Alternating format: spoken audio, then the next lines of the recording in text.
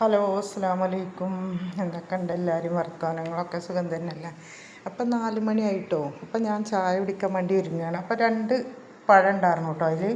അപ്പോൾ അതുണ്ടോ അതൊന്നാണ്ട് പൊരിച്ചു കേട്ടോ. കുറേ ഇരിക്കണം പൊരിച്ചിട്ട്. അപ്പം ഞാനുള്ള എന്താ പറയുക ഗോതമ്പപ്പൊടിയാണ് കേട്ടോ ഞാനത് ഇടയിൽ. അപ്പോൾ കണ്ട എണ്ണയൊന്നും കുടിക്കൂല കേട്ടോ ഗോതമ്പപ്പൊടിയിൽ. ഗോതമ്പപ്പൊടിയും കുറച്ച് മൈദയും ലേശം പഞ്ചസാരയും മഞ്ഞൾപ്പൊടിയും ഉപ്പും നുള്ളിട്ടു കേട്ടോ. എന്നിട്ട് ഇതാ 4 മണി ചായക്ക് ഇതാ. അപ്പോൾ കുറേ ദിവസമായിക്കണു മിച്ചറും എന്തെങ്കിലുമൊക്കെ കൂട്ടി ബിസ്ക്കറ്റ് എന്തെങ്കിലുമൊക്കെ കൂട്ടി കുടിക്കും. അപ്പോൾ ഇതാ പൊരിച്ചിക്കുക കേട്ടോ. കുറേ ആയിട്ട് പൊരിക്കലൊന്നുമില്ല. അപ്പോൾ അത് കട്ടൻ ചായ അതും കൂടി ഒന്നാണ് കുടിക്കട്ടെ ഞാൻ. അപ്പോൾ കാക്ക കടന്നുറങ്ങും കേട്ടോ. അപ്പോൾ ഞാൻ കുടിക്കുകയാണ്.